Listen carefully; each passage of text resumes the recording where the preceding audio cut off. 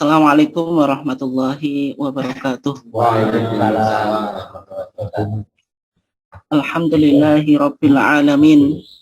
Wassalatu wassalamu ala asyrafil anbiya'i wal mursalin wa ala alihi wa sahbihi ajmain, amma ba'd. Yang saya hormati Ketua PRM Ledok Kulon II beserta jajarannya, kemudian juga bapak-bapak dan ibu-ibu sekalian dari berbagai macam aum di Kota Bojonegoro maupun yang berada dari luar Bojonegoro yang dimuliakan Allah Subhanahu wa taala. Alhamdulillah, pada kesempatan ini kita dipertemukan kembali di dalam kajian ketarjian bersama PRM Ledok Kulon II dalam keadaan sehat walafiat. Salawat dan salam semoga tetap terlimpahkan kepada junjungan kita Nabiullah Muhammad SAW, keluarganya, sahabatnya, dan seluruh orang yang mengikuti sunnahnya sampai hari kiamat. Jamaah sekalian yang dimuliakan Allah, untuk topik yang kita akan coba angkat dan kaji pada kesempatan hari ini, yaitu Muhammadiyah dan perayaan HUT Republik Indonesia, yaitu hari ulang tahun Republik Indonesia. Kenapa kok topik ini menjadi penting untuk kita kaji pada kesempatan di malam hari ini? Yang pertama, tentu setiap bulan 17 kita merayakan perayaan yang disebut dengan HUT Republik Indonesia, sehingga di dalam kita mengekspresikan kemerdekaan dengan berbagai macam perlombaan, kemudian juga nanti akan ada upacara, itu ada berbagai macam persoalan yang sering ditanyakan, sehingga di antara pertanyaan-pertanyaan yang muncul dan disampaikan kepada majelis tarjih, di antaranya tentang hormat bendera, kemudian juga melakukan upacara itu, kemudian mengheningkan cipta, dan juga berbagai macam perlombaan. Itu batasan-batasan kebolehannya bagaimana? Apakah itu termasuk bid'ah atau boleh atau bagaimana? Itu yang nanti kita akan coba kaji bersama. Kemudian yang kedua, itu yang paling penting untuk kita pahami, bukan hanya sekedar fatwa yang dikeluarkan oleh majelis tarjih, tetapi juga bagaimana metodologi fatwa atau manhaj tarjih di dalam melihat persoalan. Maksudnya persoalan yang berkaitan dengan perayaan HUT Republik Indonesia itu dengan berbagai macam kegiatan yang ada di dalamnya.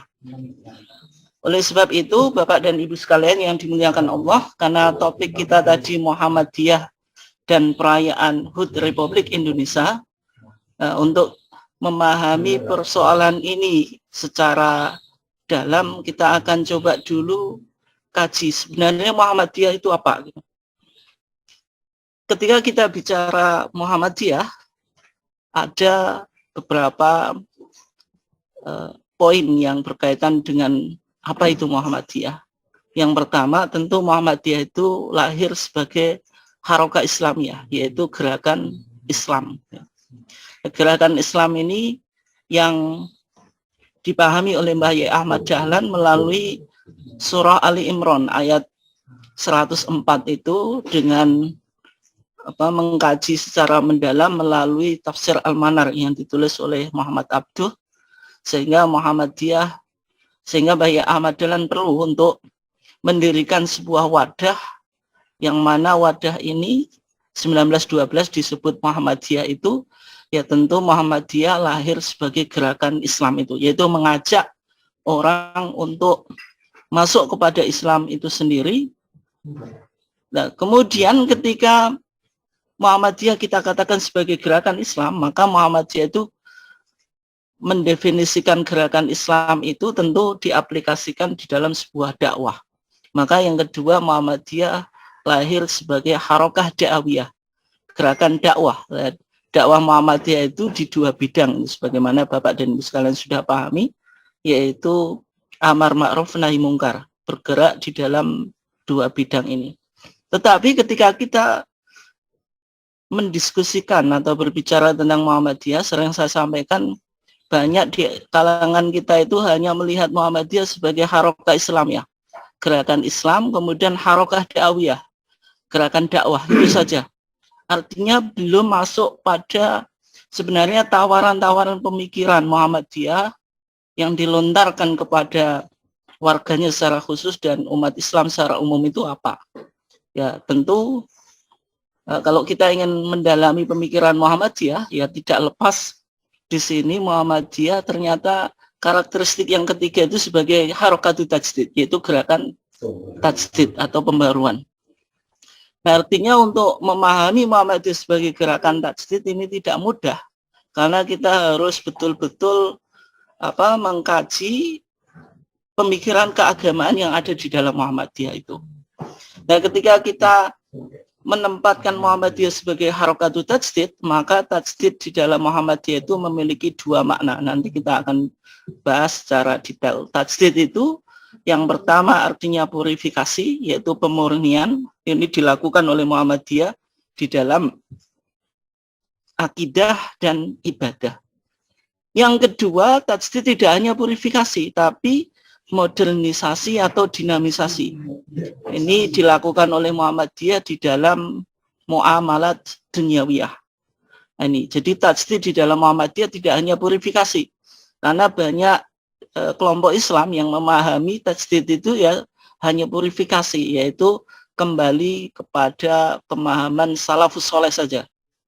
Dalam artian dalam konteks ibadah dan akidah itu betul, tapi bagaimana kita merespon perkembangan zaman, bagaimana kita merespon perkembangan ilmu pengetahuan, ya itu tidak bisa kita hanya melakukan purifikasi, tapi juga harus melakukan modernisasi atau dinamisasi. Kemudian oleh Muhammadiyah, modernisasi atau dinamisasi itu diistilahkan sekarang dengan Islam berkemajuan. Nah, tujuan Muhammadiyah menegakkan dan menjunjung tinggi agama Islam ini. Artinya ketika kita masuk di dalam wadah Jamiah Muhammadiyah itu, yaitu tujuan kita yaitu menegakkan dan menjunjung tinggi agama Islam ini, sehingga tercapai apa yang digambarkan oleh Nabi, al-Islamu ya'lu wa la yu'la alaih. Islam itu akan tinggi dan tidak ada yang menandingi atau menyaingi Islam. Dengan menegakkan dan menjunjung tinggi agama Islam, maka akan terwujud masyarakat Islam yang sebenar-benarnya, masyarakat adil makmur dan diridhai oleh Allah, atau sebagaimana yang difirmankan Allah, baldatun thayyibatun wa rabbun ghafur. Ini artinya Muhammadiyah tidak hanya berkontribusi bagi anggotanya, tetapi juga berkontribusi di dalam berbangsa dan bernegara. Ini yang nanti kita akan hubungkan dengan konteks perayaan 17 Agustus atau HUT RI, itu bagaimana kita menafsirkan ulang makna kemerdekaan itu. Apakah kemerdekaan di negara kita ini sudah betul-betul terrealisasi hanya perayaan yang sifatnya simbolis saja, sehingga tidak ada nilai filosofi atau target-target atau melakukan reinterpretasi terhadap makna kemerdekaan itu. Nah, Bapak dan Ibu sekalian yang dimuliakan Allah, ketika kita melihat MKCHM itu matan, keyakinan dan cita-cita hidup Muhammadiyah. Di sana ditegaskan bahwasanya Muhammadiyah itu bekerja untuk terlaksananya ajaran-ajaran Islam yang meliputi 4 bidang. Artinya di 4 bidang ini Muhammadiyah memiliki pandangan atau berkontribusi. Dan juga agama Islam ini nanti ketika kita simpulkan itu ada 4 bidang garapan. Yang pertama akidah. Akidah itu aspek keyakinan, yaitu sesuatu yang diyakini oleh umat Islam sebagaimana yang tergambarkan di dalam Arkanul Iman, rukun iman yang 6 itu yang disebut dengan akidah. Nah, kemudian yang kedua itu ibadah. Ibadah itu merupakan ekspresi apa yang diyakini oleh seseorang. Kalau kita bicara di dalam tuntunan seni dan budaya di dalam HPT Jilid 3 itu, di dalam Muhammadiyah, di sana dijelaskan bahwasanya agama itu paling tidak ada 4 komponen. Agama itu komponen yang pertama yaitu batiniah. Batiniah itu sesuatu yang diyakini dalam hati itu. Itu yang disebut akidah tadi. Kemudian ibadah. Seorang yang beragama itu tidak hanya diyakini dalam hati, tapi juga diekspresikan di dalam sebuah perbuatan. Itu yang disebut ritual ibadah atau yang disebut dengan tadi ibadah itu. Artinya tidak cukup kita beriman kepada Allah, beriman kepada Rasul, tapi tidak menjalankan ritual ibadah itu, baik sholat, zakat, haji, dan sebagainya. Dan kemudian yang berikutnya ada muamalah duniawiyah, yaitu interaksi dengan sesama manusia, yang dalam konteks ini segala sesuatu yang tidak ada hubungannya dengan ibadah. Bagaimana kita berinteraksi, berjual beli, kemudian di dalam kita hidup di dunia ini, sehingga di Muhammadiyah ada 2 istilah itu, yaitu muamalat, interaksi, kemudian dihubungkan duniawiyah. Artinya kalau duniawiyah itu tidak ada kaitannya dengan ibadah yang makhdhoh, meskipun nanti ada kaitannya dengan ibadah ghairu makhdhoh atau ibadah amah. Nah, kemudian berikutnya akhlak, karena beragama itu memiliki akidah, menjalankan ibadah, juga melakukan interaksi duniawiyah, tetapi akhlaknya tidak ada. Tentu agama itu tidak memiliki meaning atau tidak memiliki makna. Sehingga 4 bidang ini yang menjadi garapan Muhammadiyah. Bapak dan Ibu sekalian yang dimuliakan Allah, nah sebelum kita masuk pada pembahasan kita, terlebih dulu kita pahami bagaimana Muhammadiyah memahami agama itu, yaitu pada aspek sumbernya. Nah, sumber agama itu apa? Nah, ketika kita bicara tentang sumber agama di dalam Muhammadiyah, maka di dalam kitab Masail Al-Khams, kitab masalah 5 yang ada di dalam HPT Jilid 1 kita itu, Muhammadiyah ketika mendefinisikan agama, maka dimulai dengan sumbernya. Maka di sana dikatakan ad-dinu ay ad-dinu al-islami alladzi jaa bihi Muhammadun huwa ma anzalahu Allah fil Qur'an. Apa yang diturunkan oleh Allah di dalam Quran, wa ma ja'at bihi as-sunnatu as-sahihah, dan apa yang terdapat di dalam sunnah yang sahihah. Nah, artinya ay al-maqbulah, maksudnya yang bisa dijadikan sumber hukum. Di sini Muhammadiyah bicara, ketika kita bicara tentang agama, maka sumber agama kita itu yang pertama Quran. Kemudian yang kedua itu sunnah. Tapi sunnah yang bagaimana? Sunnah itu ada 3, ada sunnah sahihah, ada sunnah hasanah, dan ada sunnah dhaifah. Artinya yang dipandang oleh Muhammadiyah sebagai sumber agama itu yaitu sunnah sahihah dan sunnah hasanah. Artinya kalau dhaifah itu tidak bisa. Nah, sehingga karena istilah sunnah sahihah ini juga kadang disalahpahami oleh warga Muhammadiyah, seolah-olah Muhammadiyah hanya menggunakan hadis yang sahih saja, hadis hasan ditolak. Itu tidak betul. Kenapa? Karena kalau kita tolak hadis hasan, maka beberapa amaliyah yang sering kita praktikkan sehari-hari itu menjadi gugur. Ya, di antaranya yaitu pada sholat Idin, Idul Fitri dan Idul Adha ada takbir yaitu zawaid, yaitu yang jumlahnya 75 itu, 7 di rakaat pertama dan 5 di rakaat yang kedua, itu tidak berdasarkan hadis sahih, tapi itu berdasarkan hadis hasan. Artinya kalau kita hanya menggunakan hadis sahih, ya berarti kita sholat Idul Fitri dan Idul Adha tanpa takbir zawaid ya, sehingga muncul guyonan itu sholat id tapi rasa sholat duha. Nah, karena sering muncul penafsiran yang semacam itu, maka di dalam manhaj tarjih kita tahun 2000 di Jakarta, maka as-sunnah shahihah itu ditafsirkan. Maksudnya yang dimaksud Muhammadiyah itu al-makbulah, sunnah yang bisa diterima. Artinya di sini sunnah shahihah dan sunnah hasanah. Dan lawan dari sunnah makbulah ini sunnah al-mardudah, sunnah yang ditolak, maksudnya yang tidak bisa dijadikan sumber hukum. Sehingga di dalam Muhammadiyah hadis-hadis dhaif apalagi maudhu itu tidak bisa dijadikan sumber hukum, dan termasuk untuk fadhailul amal, keutamaan amal pun itu tidak bisa, meskipun mungkin di masyarakat itu dianggap biasa. Sehingga contohnya ketika kita bicara fadilah bulan Rajab itu jarang di kalangan orang Muhammadiyah, dan juga tidak boleh menggunakan hadis-hadis dhaif, meskipun itu menarik bagi orang awam, memotivasi untuk beramal.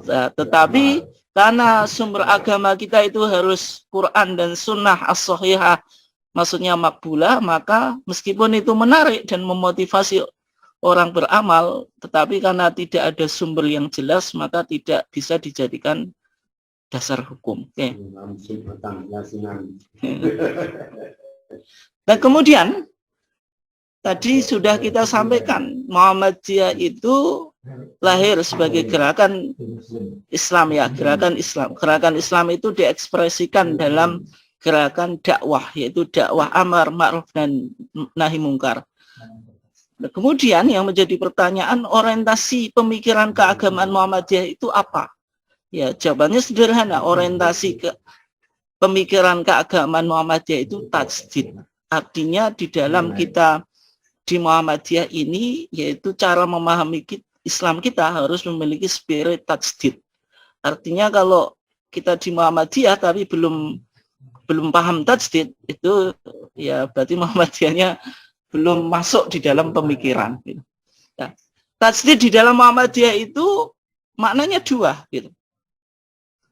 Yang pertama, dalam bidang akidah dan ibadah, tajdid itu artinya pemurnian, maksudnya purifikasi. Purifikasi itu apa?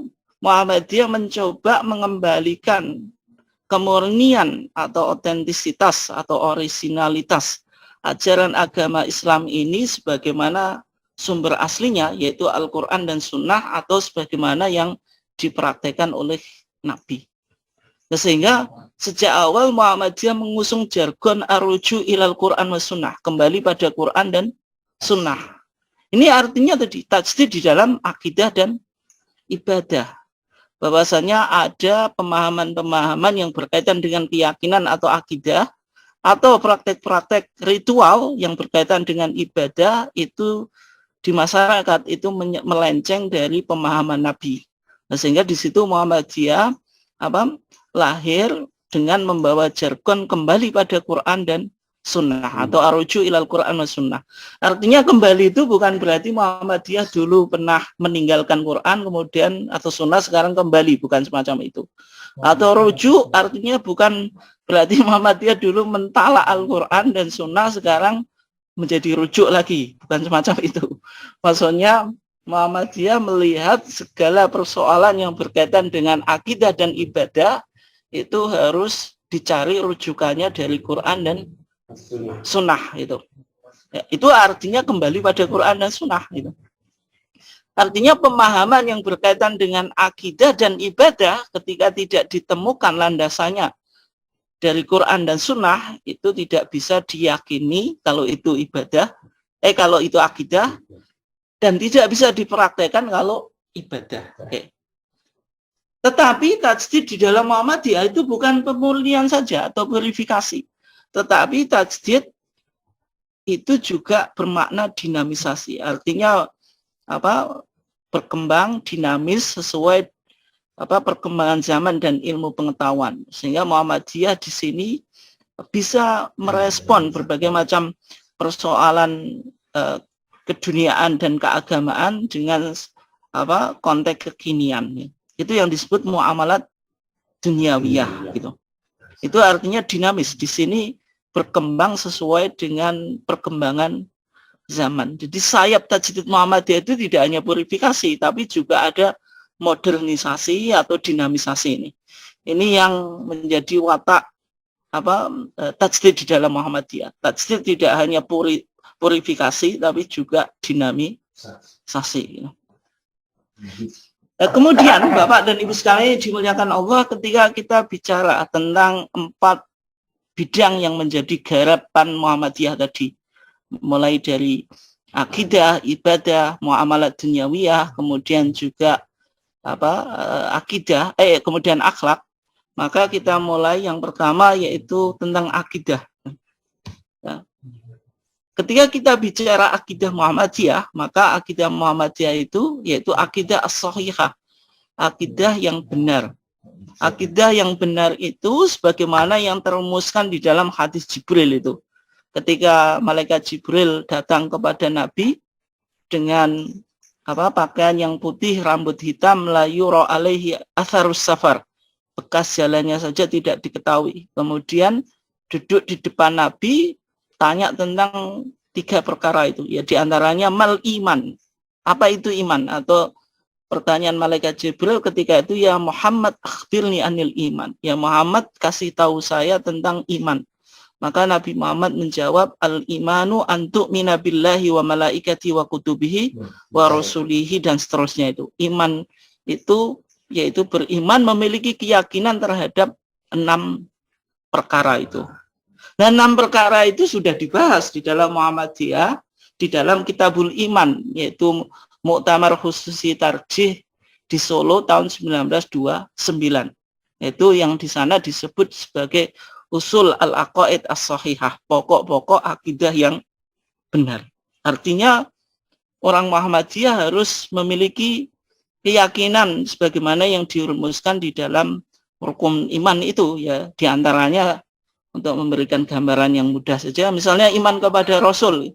Maka orang Muhammadiyah tidak boleh meyakini ada Nabi pasca Nabi Muhammad, sebagaimana misalnya kelompok Ahmadiyah yang menganggap bahwasanya Mirza Ghulam Ahmad itu seorang nabi yang diutus pasca Nabi Muhammad. Yaitu tentu itu tidak disebut sebagai akidah as-sahihah. Tetapi Muhammadiyah juga mengidentifikasi bahwasanya ada penyakit akidah yang diistilahkan di dalam Muhammadiyah itu sebagai TBCS. Ini yang dianggap sebagai penyakit akidah. Dan ketika orang Muhammadiyah mengidap penyakit atau terdiagnosa penyakit yang disebut TBCS, itu harus segera diterapi. Yang pertama yaitu takhayul. Takhayul itu khayalan kesialan. Nanti kalau kita lihat ya di dalam fatwa tarjih. Apa itu takhayul? Takhayul itu mempercayai khayalan datangnya balak dan musibah yang dibawa oleh makhluk Allah. Misalnya burung hantu, itu tanda apa? Kucing, kemudian ular dan sebagainya. Kalau kucing itu biasanya kalau jenengan naik mobil kemudian nabrak kucing, maka kucingnya itu harus dimakamkan pakai mori segala. Karena takut nanti kalau tidak demikian mobilnya akan nabrak orang. Kebetulan atau dilalah mobilnya nabrak orang betulan. Ketika nabrak orang langsung lari. Nah, itu disebut takhayul. Kemudian bid'ah itu bisa berkaitan dengan ibadah dan juga akidah. Kalau akidah ya tadi, misalnya percaya terhadap kenabian pasca Nabi Muhammad. Itu berarti akidah yang dhalah, akidah yang sesat. Ibadah juga ada diistilahkan bid'ah. Bid'ah itu tidak hanya idhofiyah. Idhofiyah itu menambah praktik ibadah. Maksudnya melakukan amalia nggak ada contohnya Nabi, kemudian bikin sendiri. Itu disebut bid'ah idhofiyah. Tetapi juga ada bid'ah at-tarkiyah. Meninggalkan sunnah Nabi itu juga bid'ah. Artinya jenengan tahu ada sunnah Nabi kemudian sengaja ditinggalkan atau diingkari. Itu juga disebut bid'ah. Kemudian TBC-nya itu khurafat. Khurafat itu percaya kepada mitos atau cerita-cerita yang tidak jelas itu sumbernya. Misalnya bagi masyarakat yang hidup di samping Laut Kidul itu percaya ada Nyi Roro Kidul, yaitu yang menguasai Laut Kidul. Bagi setiap desa itu punya mitos sendiri-sendiri. Nah, sehingga ada desa yang punya punden macam-macam itu dilakukan sesajen untuk untuk mengalap berkah dan menghindari mara bahaya dari yang dianggap penunggu desa. Itu disebut khurafat. Nah, kemudian syirik. Kalau syirik itu ya dari khurafat itu kemudian dikasih sesajen, dianggap misalnya Nyi Roro Kidul ini menguasai Laut Kidul sebagaimana Allah juga menguasai alam semesta ini, atau maksudnya menyandingkan Nyi Roro Kidul itu dalam mengatur Laut Selatan itu sebagaimana Allah. Itu disebut syirik. Nah, sehingga akidah warga Muhammadiyah harus terhindar dari apa yang diistilahkan dengan TBCS, yaitu takhayul, khayalan kesialan, bid'ah inovasi, khurafat itu mitos atau cerita mistik, syirik itu lawan dari tauhid. Oke. Nah, kemudian Bapak dan Ibu sekalian yang dimuliakan Allah, yang kedua yang menjadi bidang garap Muhammadiyah itu ibadah. Ketika kita bicara ibadah di dalam Muhammadiyah, maka di dalam kitab 5 masalah atau kitab Masail Al-Khams, di sana dijelaskan dalam pandangan Muhammadiyah ibadah itu ada 2. Yang pertama ada ibadah amah. Apa itu? Yaitu kullu amalin adzina bihi asyari. Segala amalan yang diizini oleh syari, yaitu Allah atau Rasulnya. Ibadah umum ini kan sebenarnya apapun muamalah duniawiya itu yang mubah gitu. Misalnya makan, minum itu mubah, tidur, bekerja dan sebagainya. Nah, tetapi yang mubah ini ketika diniatkan ibadah itu menjadi ibadah. Tetapi ketika tidak, yaitu nanti ya tidak dapat pahala. Ya misalnya nanti kita hubungkan perayaan Agustus itu, lihat nilai niatnya kan gitu. Kalau diniatkan ibadah tapi ibadah amah ya, itu bisa jadi mendapatkan pahala. Tetapi ketika diniatkan untuk foya-foya atau pesta yang melanggar syar'i, tentu berbalik kan itu. Sehingga di sini penting untuk memahami berbagai macam perayaan Agustus itu. Nah, kemudian yang kedua ibadah khosoh. Ibadah khosoh itu yang ditentukan kaifiahnya atau tata caranya itu. Atau dalam istilah yang lain disebut ibadah maqdoh. Misalnya kalau kita upacara Agustus itu hormat bendera. Hormat bendera itu jenengan memahami ada nilai teologisnya atau enggak, itu dihubungkan dengan ketauhidan atau tidak kan, atau ini sebagai bentuk ibadah yang mana dulu kan itu. Nah itu tentu nanti maknanya beda-beda. Nah kemudian Bapak dan Ibu sekalian yang dimuliakan Allah, nah sebagaimana dalam kitab Masail Khams tadi, ibadah itu dibagi menjadi 2 dalam pandangan Muhammadiyah, yaitu ibadah umum atau general. Nah, cara memahami ibadah yang umum atau ghairul mahdhah bagaimana? Yaitu an-nusus asy-syar'iyyah, tek-tek agama itu dipahami secara kontekstual yang secara umum pendekatannya itu lebih pada pendekatan burhani. Tapi ini tidak harus ya, ini secara umum. Sehingga dalam ibadah umum, ibadah yang general, ibadah ghairul mahdhah, manusia itu diberikan otoritas untuk berkreasi dan berinovasi. Artinya di sini kita wajib melakukan bid'ah. Kalau tidak melakukan bid'ah inovasi, ya berarti kita tertinggal dalam masalah keduniaan. Negara-negara barat itu maju karena mereka melakukan inovasi dalam konteks ini, ibadah umum ini.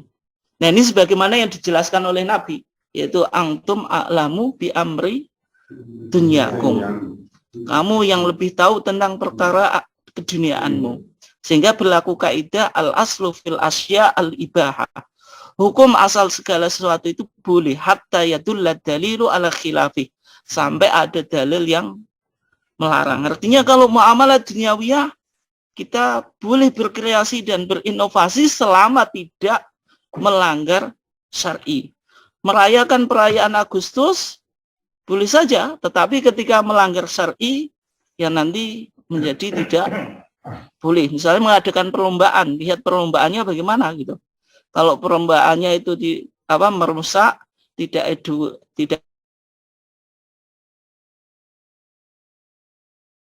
yang asalnya itu mubah menjadi haram itu. Nah, kemudian berikutnya ada ibadah khusus atau spesifik. Itu cara memahami kita, teks-teks agama dipahami secara orisinil, tekstual, literal, dan secara umum dengan pendekatan bayani. Pendekatan bayani itu pendekatan yang menjadikan titik tolaknya itu Al-Quran dan As-Sunnah. Artinya kalau titik tolaknya Al-Quran dan Sunnah, tidak boleh berkreasi dan inovasi atau melakukan modifikasi. Maka setiap modifikasi dalam ibadah khusus atau ibadah makhdoh itu yang disebut dengan bid'ah. Gitu. Nah, sehingga di sini berlaku kaidah al-aslu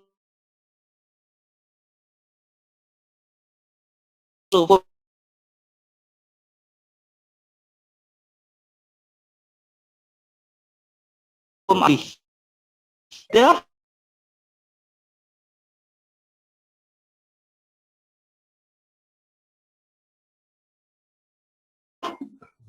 melarang, itu bedanya ya. Sehingga aktualnya boleh semuanya.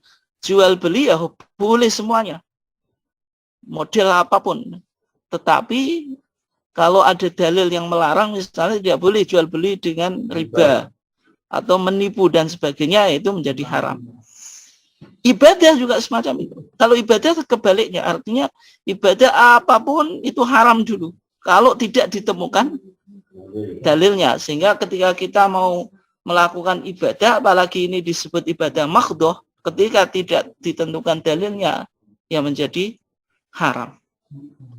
Nah, sehingga kita ketika bicara tadi yang ke bidang yang ketiga, di Muhammadiyah kan ada 4 bidang garapan. Yang pertama akidah, yang kedua ibadah, yang ketiga muamalah dunyawiyah. Maka muamalah dunyawiyah, karena muamalah dunyawiyah ini orang beragama itu melalui komponen batiniah, keyakinan di dalam hati, diekspresikan di dalam perbuatan atau ritual ibadah, kemudian melakukan muamalah dunyawiyah, ini nanti membentuk apa yang disebut dengan budaya. Maka ketika kita bicara budaya, yang mana manusia diberikan kemampuan estetika untuk berkreasi dan berinovasi, membentuk seni dan sebagainya, itu pada dasarnya kaidahnya al-aslu fil asya al-ibaha hatta yadulla dalilu ala khilafih. Hukum asal segala sesuatu itu boleh sampai ada dalil yang mengharamkan.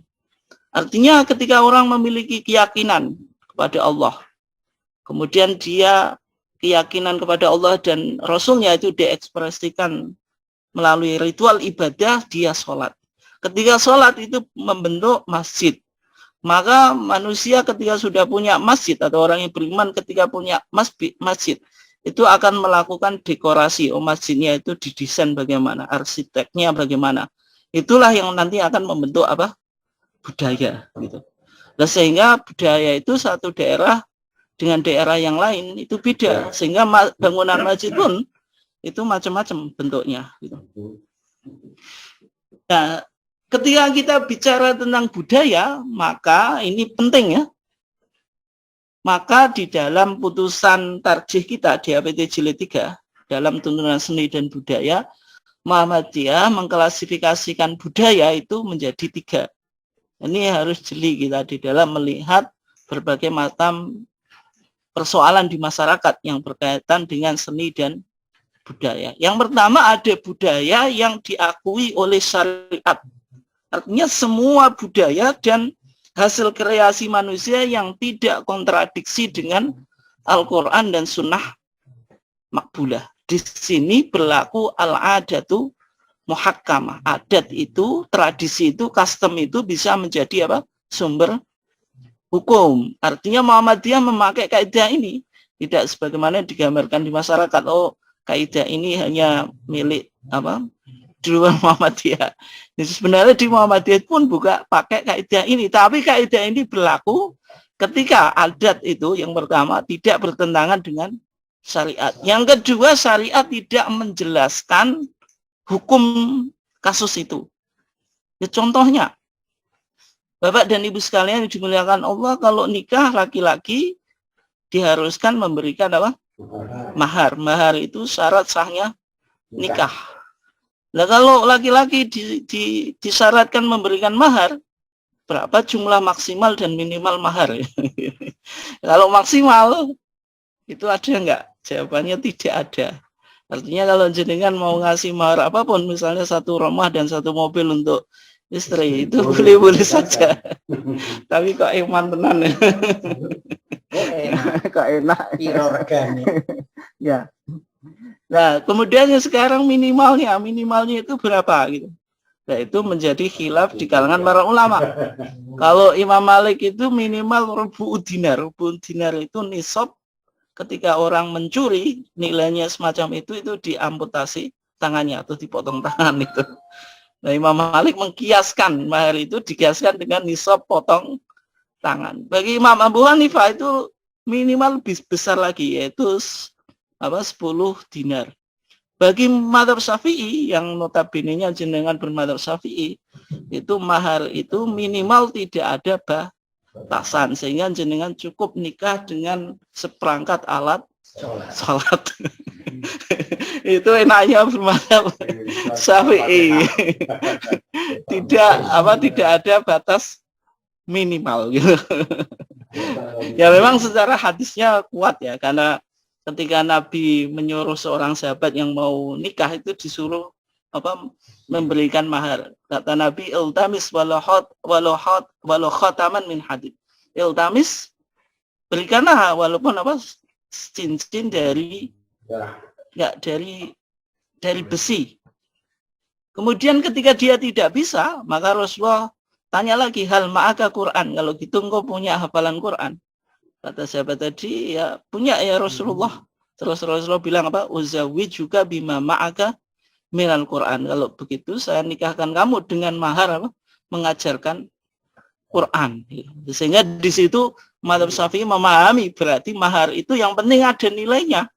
Baik itu berupa materi atau tidak, atau non materi tadi. Sehingga di Indonesia karena mengikuti mazhab Syafi'i tadi, nikah ya hanya maharnya seperangkat alat sholat. Tapi yang menjadi masalah ketika seorang laki-laki nikah dengan wanita atau perempuan, itu dia tidak menyebutkan maharnya waktu akad. Nikahnya sah atau tidak? Jawabannya tetap sah ya. Nah, kalau tidak disebutkan, bagaimana kalau dia mau ngumpuli istri tadi? Ketika mau ngumpuli kan harus disebutkan atau nilai maharnya itu berapa. Nah, sehingga ketika itu berlaku adat dan nikah yang tanpa disebutkan maharnya pada saat akad itu disebut nikah tafwid. Dan nikah tafwid itu jumlah maharnya dikembalikan pada adat, yaitu tergantung di masyarakat itu mahar perempuan berapa, atau dalam mazhab Syafi'i disamakan dengan asobahnya, misalnya kakak atau adiknya. Kalau adiknya sudah nikah itu dulu waktu nikah berapa gitu. Nah, itu yang disebut mahar al-mithal gitu. Mahar yang sesuai dengan tadi, wanita itu diukur dari adatnya, maksudnya dia di mana hidup gitu. Ya. Kemudian contoh yang lain misalnya pemberian nafkah kepada keluarga, anak atau istri. Ini berapa satu harinya kan gitu. Apakah ada jumlah tertentu kan gitu. Nah ini kembali pada adat, artinya relatif, tergantung tradisi di masyarakat itu umumnya berapa. Saya ngaji di desa, saya tanya, Bu, jenengan dikasih nafkah sama bapaknya sehari berapa? Tidak, boleh diwi-diwi, atau nafkahnya ya cuma waktu panen saja. Oke, itu yang disebut adat atau kebudayaan yang tidak bertentangan dengan syar'i. Yang kedua, kebudayaan yang pada mulanya bertentangan dengan syariat, lalu Islam memperbaiki. Artinya dilakukan islamisasi atau disesuaikan dengan akidah Islam. Ya, contohnya di masyarakat jahiliyah itu sudah dikenal, yaitu syair. Mereka memiliki budaya melantunkan syair-syair. Nah, syair-syair ini sebagian syair mengandung kesyirikan. Maka ketika Islam datang, syair ini tidak langsung diharamkan. Tetapi Nabi melakukan islamisasi tadi. Yang syair yang dulu digunakan untuk memuji kepada yang tidak baik, kepada dewa-dewa, itu tidak diperbolehkan. Tetapi kalau syair itu digunakan untuk memuji Allah, maka menjadi boleh. Ya, termasuk dakwah Wali Songo itu juga melakukan semacam ini, proses islamisasi. Yang dulu misalnya wayang itu ceritanya itu dominan dengan cerita-cerita Ramayana, Mahabharata, macam-macam itu ya, yaitu warisan budaya yang sebelumnya. Maka Wali Songo merubahnya dengan cerita-cerita yang Islam. Maka itu diperbolehkan. Ya misalnya Wali Songo dulu mengundang sholat itu pakai kentong atau pakai apa? Yang kedua yaitu ada budaya yang awalnya itu kontras dengan ajaran agama Islam. Kemudian dilakukan proses yang disebut dengan islamisasi atau disesuaikan dengan norma-norma atau pandangan-pandangan Islam. Budaya yang semacam itu ketika sudah diislamisasi itu menjadi budaya Islam, sehingga itu boleh. Tetapi ketika itu ada kaitannya dengan ibadah maghdoh, nah itu nanti menjadi perdebatan. Ya contohnya tadi ketika Wali Songo misalnya dulu pakai kentong gitu. Pada waktu itu memanggil sholat untuk pakai kentong itu bukan bid'ah, karena tadi, dan juga menjadi media dakwah, karena ketika masyarakat belum bisa menerima azan, maka kentong itu bisa menjadi media dakwah. Itu artinya dakwah melalui ketong atau budaya. Tapi ketika ajaran Islam sudah mapan, dalam konteks sekarang misalnya pemahaman kentong itu, orang dikentongi pun juga nggak bakal datang gitu. Nah, sehingga ketika itu dihubungkan dengan azan, ya itu menjadi perdebatan. Sehingga yang semacam ini itu berkembang sesuai dengan konteksnya. Sehingga pandangan Muhammadiyah, kentong itu ya sekarang sudah tidak relevan. Bahkan Hadratus Syekh Hasyim Asy'ari pun itu anti kentong, sehingga menulis buku. Nah, koleksinya ada sekarang, Irsadus Sari, itu beberapa karya yang ditulis oleh Hadratus Syekh atau Mbah Hasyim Asy'ari. Di antaranya ada sebuah buku yang khusus tentang kentong, namanya Tahrimun Nakus, yaitu mengharamkan nakus atau kentong atau jedor itu. Sehingga Mbah Yai Hasyim Asy'ari pun anti kentong ketika itu, karena dianggap waktu itu sudah tidak relevan. Dan sehingga ketika kentong sekarang itu ada sebagian umat Islam yang tidak sepakat, itu wajar, karena melihat bahwa kentong itu sudah tidak menjadi media dakwah lagi ya. Ya. Bapak dan Ibu sekalian yang dimuliakan Allah. Kemudian yang ketiga, ada budaya yang bertentangan dengan syariat. Artinya ketika ada budaya apapun yang kontras dengan Al-Quran dan Sunnah dan mengandung unsur TBCS, kezaliman dan hal-hal negatif, itu tidak boleh, meskipun itu disepakati oleh masyarakat sebagai sebuah kebaikan. Nah, sehingga dalam masalah ini, maka budaya itu yang harus ditundukkan pada Al-Quran dan Sunnah, bukan Al-Quran dan Sunnah atau ajaran Islam yang ditundukkan pada budaya. Nah, contoh yang konkret Bapak dan Ibu sekalian, dalam tuntunan seni dan budaya di HPT Jilid 3, Muhammadiyah ini menyebutkan secara eksplisit ya, ada 2 budaya yang merupakan bagian yang ketiga, budaya yang kontradiksi dengan ajaran agama Islam. Yang pertama budaya larung laut. Larung laut itu yaitu upacara kayak suronan lah di masyarakat Jogja, yang mana mereka memberikan sesajen, biasanya sesajennya kepala kerbau dan hasil pertanian, kemudian dihanyutkan ke laut dengan anggapan ini ngalah berkah dan terhindar dari mara bahaya. Intinya sesajen ini dipersembahkan untuk penunggu laut selatan itu. Nah, budaya semacam ini kontradiksi dengan tadi Al-Quran dan Sunnah dan mengandung unsur TBCS. Yang kedua itu sedekah atau budaya semacam ini tidak humanis. Artinya orang sedekah itu bukan pada tempatnya. Laut itu tidak mungkin. Sana yang makan siapa? Yang makan ikan. Ikan pun nggak dikasih makan, itu tetap hidup. Tapi kalau tetangga jeneng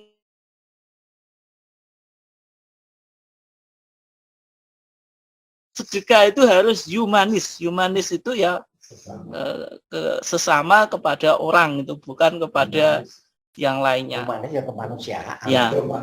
Sifatnya kemanusiaan. Pak Tul gak dikasih makan kan turun terus. Kemudian upacara ngaben. Nah, upacara ngaben ini yaitu membakar mayat orang yang meninggal dengan kepercayaan bahwasanya orang yang meninggal itu akan masuk ke dalam alam nirvana. Ini sebagaimana ajaran budaya ajaran Hindu Bali.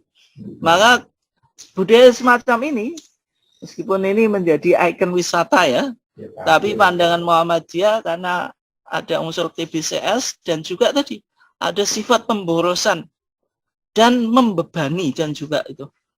Dan juga memperlakukan mayit itu bertentangan dengan syariat Islam, karena syariat Islam menganggap bahwasanya orang yang meninggal itu sama dengan orang yang masih hidup. Artinya kalau jenengan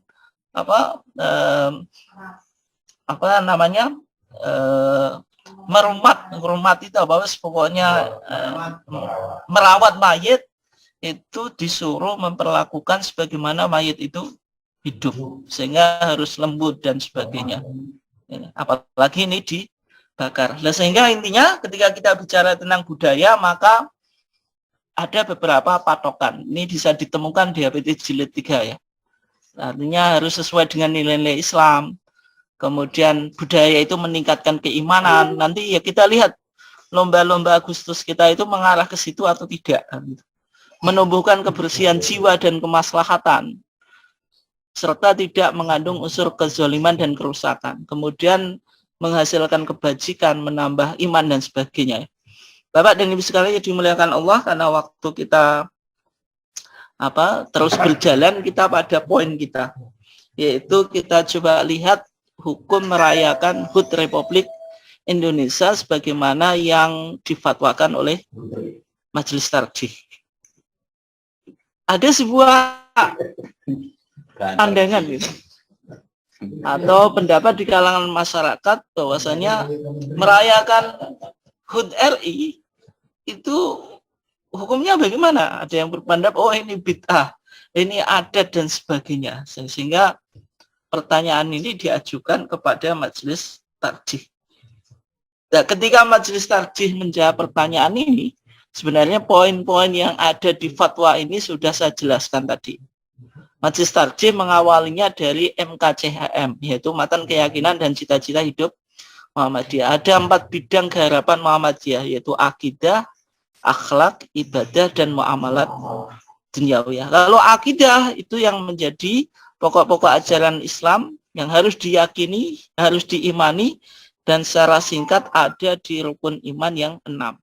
Dan pandangan Muhammadiyah terhadap akidah itu harus sahihah, tidak boleh mengandung tadi penyakit akidah yang diistilahkan dengan TBCS. Kemudian yang kedua, akhlak. Nah, akhlak Islamiyah dalam pandangan Muhammadiyah itu sumbernya ya Quran dan As-Sunnah.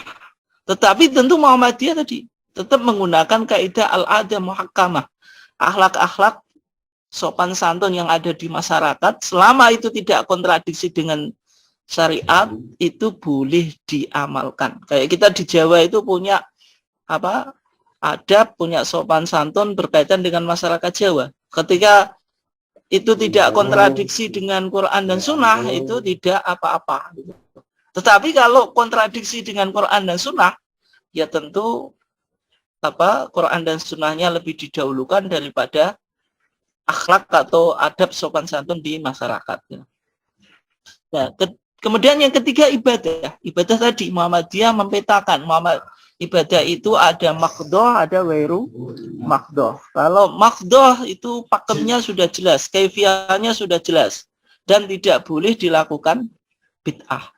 Tapi kalau wairu makdoh, itu kita boleh kreasi dan inovasi. Dan wairu makdoh ini bisa disebut ibadah ketika niatnya ibadah. Artinya kalau tidak diniati ibadah, ya tidak mendapatkan apa-apa. Nah, karena tadi ibadah makdoh itu tidak boleh ada bid'ah, sehingga ada hadis yang cukup terkenal ya dari Aisyah, Nabi bersabda man ahdatsa fi amrina hadza ma laisa fihi fahuwa raddun. Kemudian kaidah dalam ibadah makdoh atau khusus al aslu fil ibadat at-tahrim. Hukum asal ibadah itu haram. Nah, kemudian bagaimana tentang muamalah duniawiyah? Maka ketika kita bicara muamalah duniawiyah, itu tidak ada bid'ah. Nah, sekarang contoh muamalah duniawiyah itu apa? Yaitu termasuk tadi merayakan HUT RI. Itu dalam pandangan Muhammadiyah mau dikategorikan apa dari 4 tadi? Apakah itu akidah? Apakah itu ibadah? Apakah itu akhlak atau muamalat duniawiyah? Maka dalam pandangan Muhammadiyah merayakan pesta kemerdekaan itu muamalat duniawiyah, artinya diperbolehkan, tetapi selama tadi tidak melanggar aturan agama dan norma sosial. Artinya orang bergembira itu boleh.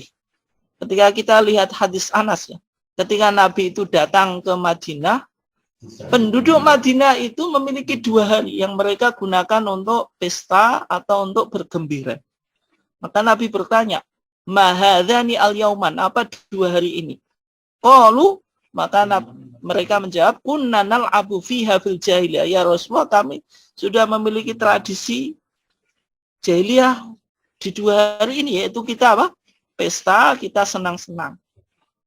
Maka Rasulullah ketika itu bersabda, innallaha qad abdalakum bihima khairan minhuma yaumal adha wa yaumal fitri. Kemudian 2 hari itu diganti menjadi hari Islam, yaitu Idul Adha dan Idul Fitri. Ini artinya ketika Nabi tahu budaya, itu tidak langsung budaya itu diharamkan, tapi diislamisasi sesuai dengan pemahaman Islam. Itu yang dilakukan Nabi. Oke. Dan kemudian karena tadi perayaan Agustus tadi muamalah duniawiyah, maka hukumnya hukumnya boleh.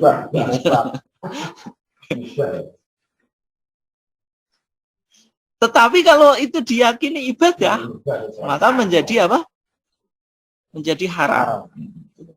Artinya kalau perayaan ini sebagai bentuk ibadah, misalnya kita upacara bendera itu ibadah, nah itu tentu haram. Nah, karena perayaan hari raya itu HUT RI tadi, karena itu disebut muamalah duniawiyah, maka berlaku kaidah ini.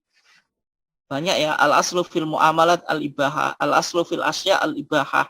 Terus karena ini mubah, ya kembali pada al-umur bimako sidiha. Segala perkara itu tergantung niatnya. Ketika kita merayakan HUT RI itu niatnya apa gitu. Kalau misalnya untuk mengenang jasa pahlawan, untuk menafsir ulang makna kemerdekaan itu, untuk menumbuhkan semangat patriotisme, nasionalisme dan sebagainya. Karena hubul waton itu kan minal minal iman, maka itu boleh-boleh saja. Ya, tapi maknanya kan betul. Nah, itu bukan hadis, tapi maknanya apa? Maknanya betul. Karena kalau kita tidak cinta negara kita, cinta siapa lagi? Dan kemudian bagaimana tentang hukum mengibarkan merah putih? Ya, padahal merah putih itu tentu tidak ditemukan dalilnya di dalam Quran dan As-Sunnah.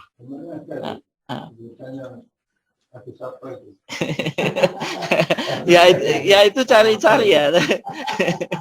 Tapi intinya mengibarkan apa merah putih sebagai tanda kemerdekaan atau ekspresi kemerdekaan, simbol kemerdekaan, bahwasanya bangsa kita berhasil apa mengibarkan merah putih dan menggantikan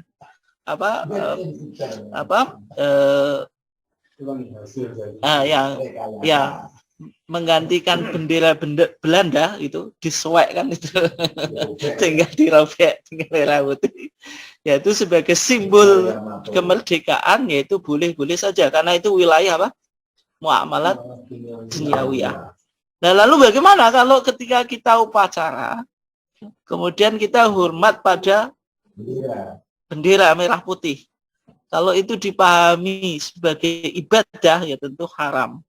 Tapi kalau ini muamalah duniawiyah sebagai bentuk penghormatan, kayak jenengan menyalami apa bosnya karena hormat gitu karena pekerjaan, ya itu boleh-boleh saja. Artinya ya sekedar menghormati. Ya gitu. Ya. Tetapi di sini Muhammadiyah tetap melakukan kritik ya. Di dalam upacara kemerdekaan itu biasanya paskibra, yaitu pasukan pengibar bendera, itu busananya tidak islami. Maka saran Muhammadiyah tentu upacara itu ya alangkah baiknya mengikuti pakaian yang islami, sehingga meskipun sekarang muncul yang sudah pakai jilbab, tapi kan ada juga yang tidak pakai jilbab. Kemudian juga mohon maaf itu roknya itu terlalu ke atas gitu. Ya semacam itu. Ya semacam itu tidak menutup aurat. Oke.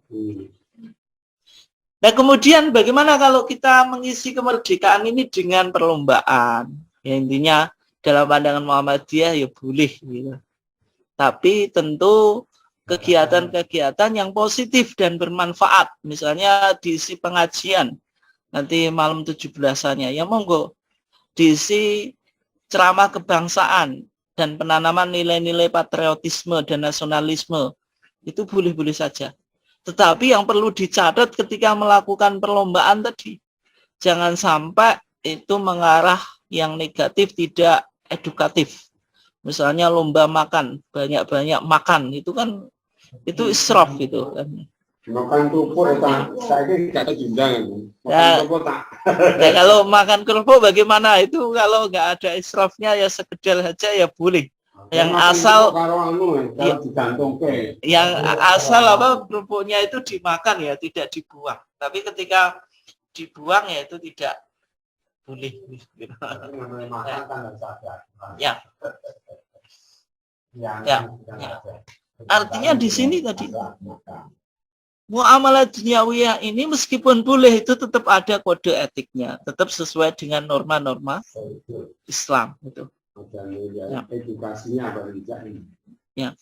Nah, misalnya ketika ada kesenian misalnya ada nyanyi-nyanyi biasa, dan nyanyi-nyanyi itu kan dalam pandangan Muhammadiyah atau musik itu tergantung ilahnya.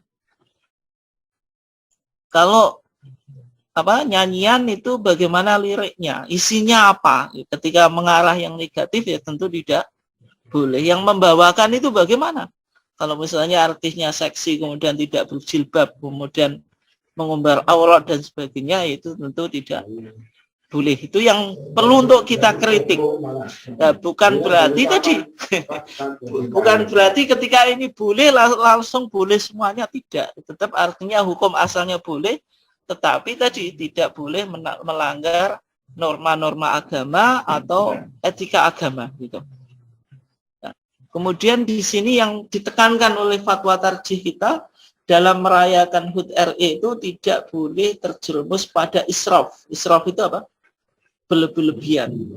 Artinya kalau jenengan makan dan minum, misalnya porsinya jenengan itu 2 piring lah maksimal gitu, kemudian menjadi 5 piring, 10 piring, nah itu yang disebut israf. Meskipun jenengan makanan itu masukkan ke perut. Kayak jenengan contoh israf itu dalam wudhu. Wudhu itu cukup ya, mungkin berapa liter air, kemudian jenengan 1 jeding buat wudhu semuanya, lah itu namanya israf gitu. 1 bak itu. Ya. Ya, meskipun itu pada tempatnya, meskipun pada apa? Pada tempatnya, maksudnya air itu ya untuk wudhu, tapi ketika berlebihan itu menjadi tidak baik. Misalnya pawai budaya itu kalau sekedar pawai budaya saja, tidak berlebihan, tidak israf, tidak apalagi laki-laki dan perempuannya juga terpisah dan sebagainya. Ya, semacam itu yang tidak boleh. Nah, di sini maksudnya peran kritik kita itu di situ ya. Artinya ketika pawai budaya atau misalnya apa karnaval itu menyelisih norma-norma agama, ya tentu itu menjadi tidak boleh atau berlebihan. Nah, artinya sekolah-sekolah kita masih butuh sarana pendidikan, belum tercukupi. Terus dianjurkan untuk pawai budaya besar-besaran. Nah, itu ya tentu melihat skala prioritas itu yang harus dilihat ya. Kalau berlebihan ya berarti apa tadi israf. Kalau mubadir itu apa? Sesuatu yang seharusnya dilakukan atau pada tempatnya itu tidak dilakukan. Contohnya makan. Makan itu kan kita bikin nasi, bikin tumpeng itu ya untuk dimakan. Ketika itu nanti ngarak ya bos Jawa ya, ngarak itu nasi dijemur gitu. Ya. Atau mungkin nasinya itu upacara sing apa Pak itu gerbek yang nasi-nasinya itu dibuang-buang itu. Dibuat apa? Dibuat mainan itu tentu itu disebut tabdir atau mubadir. Yang semacam itu tidak boleh. Artinya ketika apa merayakan tadi malam 17 ini kan biasanya akan kita apa? Rayakan itu ada bancaan kalau biasa-biasa saja dan apa? Tidak ada yang dibuang. Misalnya tadi bancaannya tadi apa? Dibuat lempar-lemparan nasi dan sebagainya.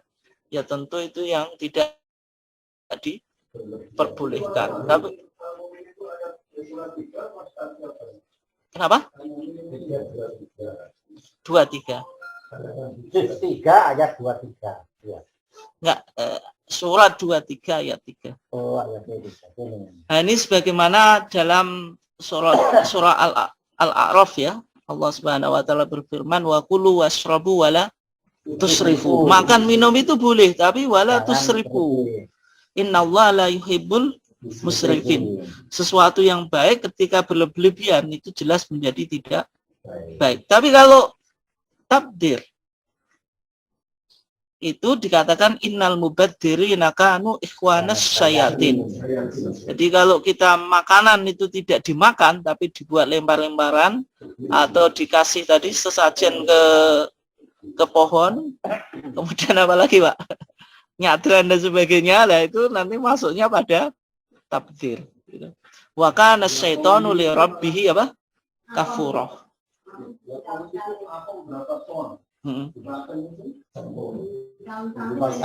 Nah semacam itu kalau diuncal-uncal kalau ditangkap kemudian dimakan ya apa-apa. Tapi kalau ketika dibuang, nah kalau murad marid ya itu tentu berlawanan dengan perayaan di dalam Islam. Ya mungkin demikian Bapak dan Ibu sekalian ya. Kita coba lihat tunggu pertanyaan Bapak dan Ibu sekalian, silakan yang ingin menyampaikan